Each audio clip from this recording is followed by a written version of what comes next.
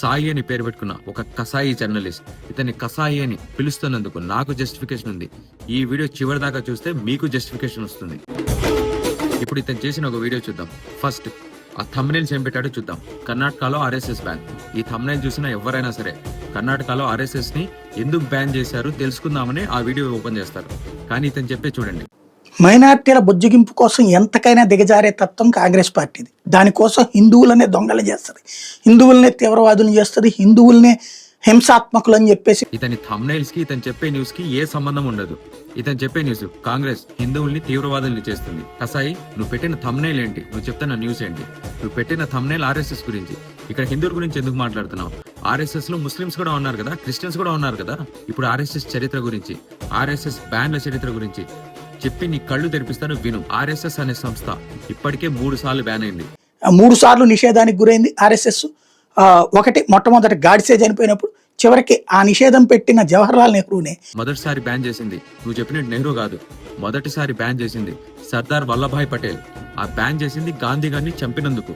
కసాయి, నీకే చెప్తున్నా, నువ్వు ఆర్ఎస్ఎస్ ఆలోచనలతో ఏకీభవిస్తావు కాబట్టి నీకు ఆర్ఎస్ఎస్ చేసే పనులు గొప్పగా అనిపించచ్చు. కానీ గాంధీని చంపిన ఆర్ఎస్ఎస్, మన రాజ్యాంగాన్ని వ్యతిరేకించిన ఆర్ఎస్ఎస్, మన ఇండియన్ ఫ్లాగ్ ని వ్యతిరేకించిన ఆర్ఎస్ఎస్ ని మేమెప్పటికీ దాన్ని ద్వేషిస్తూనే ఉంటాం. ఒళ్ళు గొగురు పుడిచే విషయం ఇంకోటి చెప్తాను, చెవులు ఓపెన్ పెట్టుకుని విను. హిందువులు, ముస్లింలు, క్రిస్టియన్లు అందరు కలిసి బ్రిటిష్ వాళ్లతో యుద్ధం చేసి ప్రాణాలు పోగొట్టుకుంటుంటే ఆ టైంలో బ్రిటిష్ రాజ్కి సపోర్ట్ చేసిన ఒకే ఒక సంస్థ ఈ ఆర్ఎస్ఎస్. మన స్వాతంత్ర సమరయోధంతో, మన ఇండియన్ ఇండిపెండెన్స్ ఫైట్ తో, క్విట్ ఇండియా మూవ్మెంట్ తో, ఇలాంటి వాటితో ఎటువంటి సంబంధం లేని సంస్థ ఆర్ఎస్ఎస్. అలాంటి ఆర్ఎస్ఎస్ చేసే చర్యల్ని కర్ణాటకలో కాంగ్రెస్ బ్యాన్ చేస్తే ఇది హిందువుల మీద దాడి అన్నట్టు ఎందుకు మాట్లాడుతున్నావు?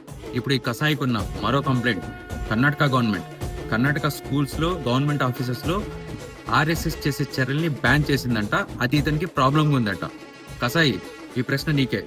స్కూల్స్ అనేవి విద్యార్థులకి విద్య నేర్పించే స్థలాలు. అక్కడ ఈ ఆర్ఎస్ఎస్ కార్యకలాపాలు ఎందుకు చేయాలి? గవర్నమెంట్ ఆఫీసులు, గవర్నమెంట్ ప్లేసులు అవి ప్రజలకు సంబంధించినవి. అక్కడికెళ్ళి ఆర్ఎస్ఎస్ కార్యకలాపాలు ఎందుకు చేయాలి? వాటిని బ్యాన్ చేస్తే తప్పేంటి? డియర్ వ్యూవర్స్, తస్మా జాగ్రత్త. ఎవరిదైనా కంటెంట్ వినేటప్పుడు చూసి వినండి. ఇక ముందు కూడా ఇతను చెప్పే అబద్ధాల గురించి, ఇలాంటి వాళ్ళు చెప్పే అబద్ధాల గురించి, ఇలాంటి కసాయి వాళ్ళ గురించి మాట్లాడుకుందాం.